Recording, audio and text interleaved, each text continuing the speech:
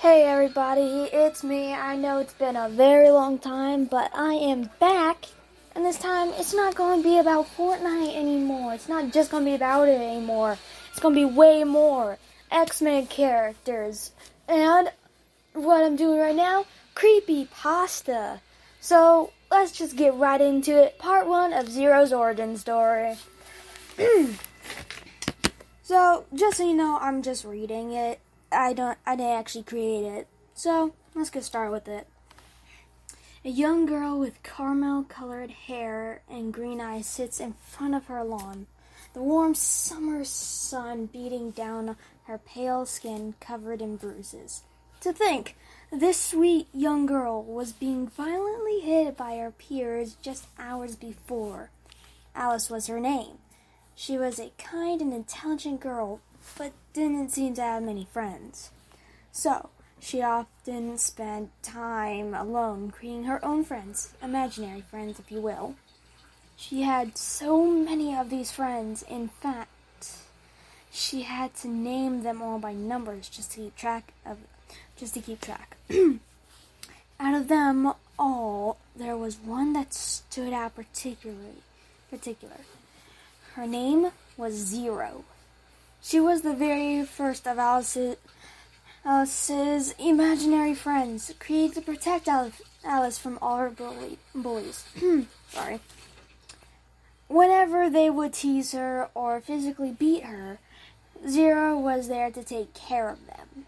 They were best friends and spent every day together, telling her stories, jokes, and even make fun of Alice's neighbor who was in charge of watching her when her parents had to go out on business.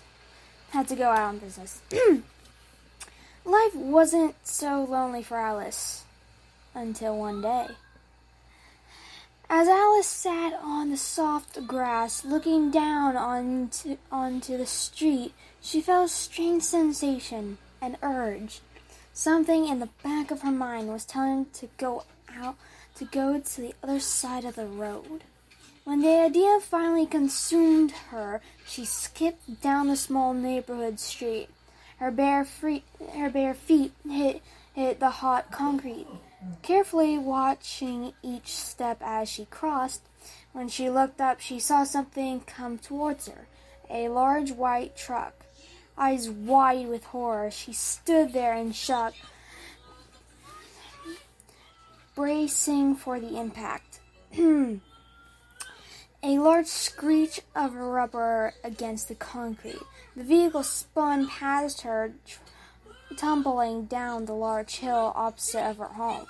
She heard the crash of metal and a woman's scream as it kept rolling until it hit a large tree at the base.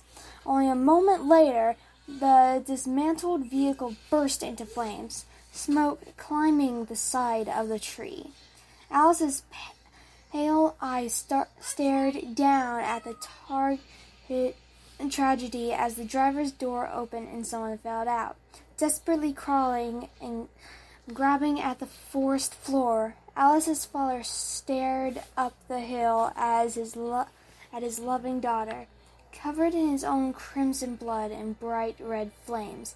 He screamed but couldn't move. His legs caught between the wheel and the metal, pain flowing through his body before his screams were silenced and he stopped moving. As the red flames consumed the scene, she saw someone in the passenger seat. Her loving mother burned to death in the flames. Alice fell to her knees, warm tears flowing down her cheeks, her nose dripping down her chin.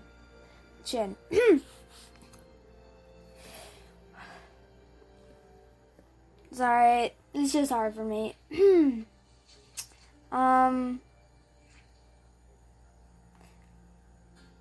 I don't know. I'ma just do the Alright, story. I'm sorry, it's just kind of hard for me to say this part because I've never really had to say it without saying it to my girlfriend. If it's okay with you guys, I'm gonna just skip this part I'm just skip the. I'll just skip the 2 words, because to me it's kind of hard to say. Let's just say that. She screamed, witnessing everything in horrific detail.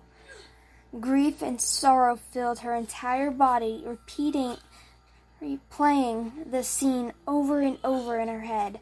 Red flames and crimson blood was the last she saw of her parents on the warm summer day. After her parents' accident, her neighbor, Mr. Rogers, took her in out of guilt. She hated him. He was a dirty, fat man who was drunk almost every minute of every day. But she hated him even more for not watching her that day. Because of him, she killed her parents.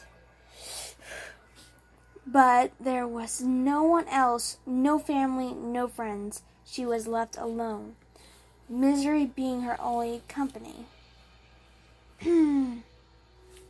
Many years later, the bright brunette sits in her history class doodling little cartoon people in her sketchbook.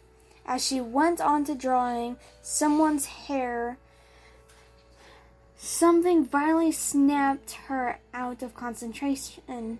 A wrinkled hand over a quiz with a large 0 on it covered her work. Alice, I suggest you actually pay attention in my classroom. You do not need another 0, said Alice's wrinkly old history teacher. Alice suddenly felt her head pound. Something about what she just said bothered her, but she didn't know what it was. Yes, Miss Christ, Alice said, not making eye contact. As she sat in class, pretending to know what was going on, but her head continued to ache more and more until she felt like she was going to be sick. She asked to be excused and quickly ran to the restrooms. Alice splashed cold water on her burning face, looking up into the mirror, but jumped back, heart pounding when she saw her reflection. She swore she saw herself blink.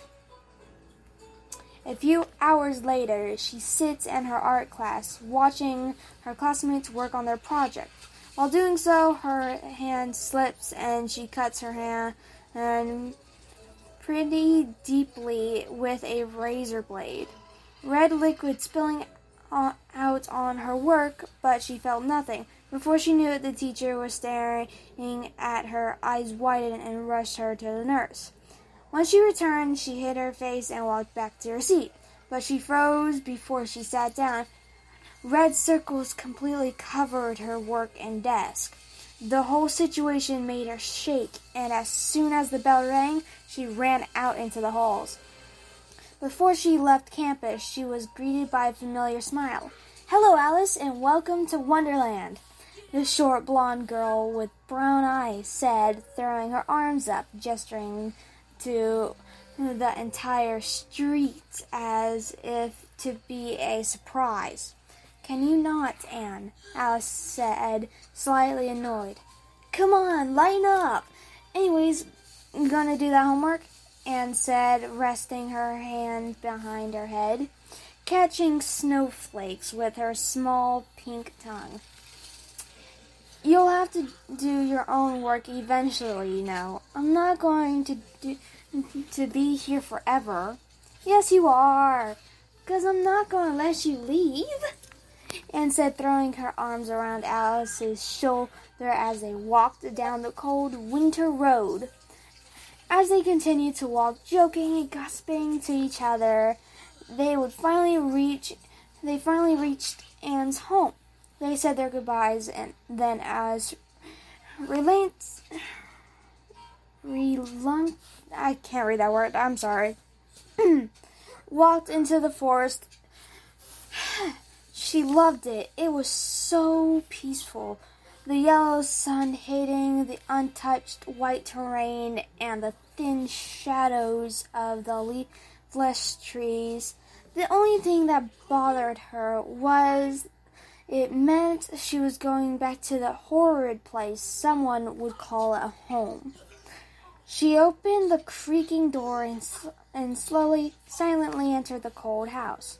She held her breath walking through the living room. I forgot to mention, this has a little bit of bad language, which I'm not going to say that. I'm just going to say the word before it and then end. "There you are, you little," yelled a gruff man as he grabbed her arm. Alice squeaked as he yanked her back, looking straight into her eyes with disgust. Alice's face turned bright red as the knot filled her throat. "What's this, huh?" he said, pulling her into the kitchen, pointing at the counter covered in beer cans and microwave meal cases. "I forgot to clean this morning," she thought to herself. "Sorry, I had to get to school." She was silenced by the solid fist of Mr. Rogers across her face. "I don't need your stupid excuses. Don't let it happen ever again, or you'll regret it, I swear," he said, throwing her to the tile floor, walking back into the living room, slumping his large round body onto the dusty couch. Alice quickly stood up, throwing away the garbage and cleaning the counters in a silenced panic. This wasn't uncommon when she did anything wrong. There was the angry drunk man to beat her. So she did as she was told and hid in her room. She held back the emotions boiling inside of her: sadness, confusion, and rage. Afterwards, she quickly walked up the stairs to her small bedroom. It was a dark room, the walls covered with her favorite drawings, and a small bed in the center, and a dresser in the corner. This was her only escape, the only place she could be free. No one came in, only her, no one else. The next day, she walked through the snow-filled woods and emerged onto the road on the other end, speed walking down the sidewalk. She did not cross the road today. She just quickly walked, her favorite black hoodie covering her large black and blue gash on her face. She couldn't tell anyone. Who knows what Mr. Rogers would do? "Alice! Hey, wait up!" said a familiar voice from behind. "Hey, Anne," Alice responded with a monotoned voice, back still facing her. Anne caught up and grabbed Alice's shoulder as she caught her breath. Alice turned her head, looking out into the forest as Anne walked beside her. "What's with the hood? Selling some drugs?" Anne giggled to herself. "No, just, cold," she said blankly. Anne smirked and ripped the hood off. Her eyes widened. "Oh my God, what happened to you? What happened? Are you okay?" Anne said, closely inspecting the black eye. Yeah, I'm fine. I just slipped and hit the countertop," she said, then softly giggling nervously. Anne looked at her face sternly. She knew Alice was lying. Something was up. If you say so. Just if you need somebody, just know I'm always there for you," she said, throwing her arm over her shoulder in confidence. Alice nodded as the two girls walked towards the school. Her day continued. People stared at her eye as she walked by. A few people asking about it, and she gave them the same answer: it was an accident. So that's, we still got a little more time. This was uncommon for her. Usually people ignored her, not giving her even a glance. But she didn't like all the attention she was getting. So she wore her hood most of the day. After school, she quickly walked out of the building, not waiting for her only friend. She walked across the campus, tripping on her steps of the short stairs when she saw two figures walk towards her. that's all we have together.